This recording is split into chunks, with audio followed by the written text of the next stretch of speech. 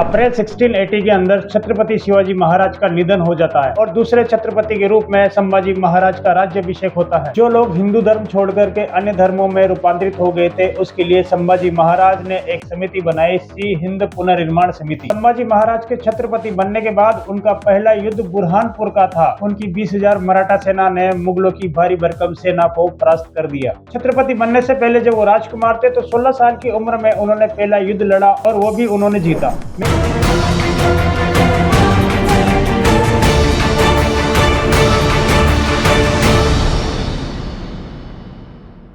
मैं हूं ललित धाकड़ और आप सभी का स्वागत है। आज मैं बात करने जा रहा हूं एक ऐसे महाराजा की जो कि मराठा के दूसरे छत्रपति बने। अगर इतिहास की ऐसी कहानियां सुनना आपको पसंद है तो ये वीडियो अपने दोस्तों के साथ शेयर जरूर करें। 1680 के अंदर छत्रपति शिवाजी महाराज का निधन हो जाता है। उनके बड़े बेटे संभाजी महाराज को छत्रपति बना दिया जाता है। छत्रपति बनने के बाद उन्होंने अपने साम्राज्य के अंदर नई मुद्रा जारी की। उस नई मुद्रा पे लिखा था, श्री शंभो शिवजात मुद्रा घोरी राजते यंद कसेवनी लेखा वर्तते कस्य नौपरी। इसका हिंदी में अर्थ होता है कि भगवान शिव का भक्त और शिवाजी का पुत्र संभाजी का राज्य आकाश तक फैला हुआ है और पूरी प्रजा के लिए वो हितकारी हैं। शिवाजी महाराज की पहली पत्नी सहीबाई से पुत्र संभाजी महाराज का जन्म 1657 में हुआ। जब वो 2.5 साल के थे उनकी माता का निधन हो गया। उनकी माता के निधन के बाद उनका लालन पालन दादी जीजाबाई और दादा शाहजी महाराज ने किया। शिवाजी महाराज को जो मूल्यवान ज्ञान उन्होंने दिया था वही शिक्षा दीक्षा उन्होंने संभाजी महाराज को भी दी, जैसे हिंदू साम्राज्य, राष्ट्र प्रेम,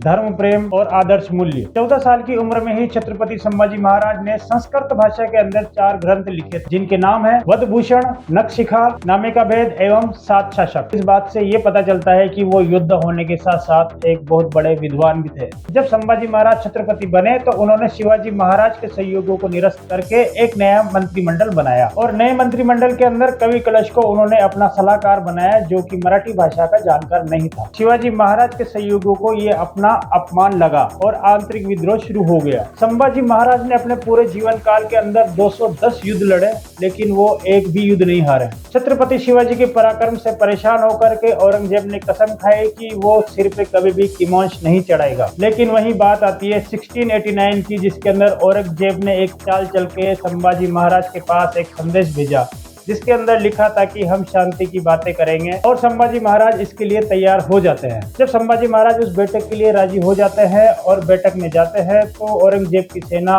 उन्हें घेर लेती है और पकड़ लेती है और उनको 40 दिन की बहुत क्रूर यातनाएं दी जाती है। समय आता है 11 मार्च 1689 का। उस दिन छत्रपति संभाजी महाराज हिंदू सम्राट वीर गति को प्राप्त हो जाते हैं। इसी कहानी के ऊपर हाल ही में बॉलीवुड के अंदर लक्ष्मण उटेकर ने एक फिल्म बनाई है, जिसके अंदर संभाजी महाराज का रोल प्ले किया है विक्की कौशल ने और उनकी पत्नी यशुबाई का रोल किया है रश्मिका ने। इसके अंदर छत्रपति संभाजी महाराज का वो रूप आपको देखने को मिलेगा जो सिर्फ आपने किताबों के अंदर पढ़ा है, और उनको दी गई यातनाओं के बारे में जब आप फिल्मी पर्दे पर इसको देखोगे तो आप इमोशनल हो जाओगे। संभाजी महाराज को जो 40 दिनों तक यातनाएं दी गई थी तो वो आपको इसमें इतनी अच्छी तरीके से दिखाई गई है कि आप रोने को मजबूर हो जाओगे, और आप जब सिनेमा हॉल से निकलोगे तो आपको ठीक होने में थोड़ा सा टाइम लग सकता है। अगर आपने ये फिल्म देख ली है तो कमेंट सेक्शन में जरूर बताएं कि आपको ये फिल्म कैसी लगी और आपका इस वीडियो के बारे में क्या राय है। और वीडियो अच्छा लगा हो तो अपने दोस्तों के साथ शेयर जरूर करें। जय हिंद दोस्तों।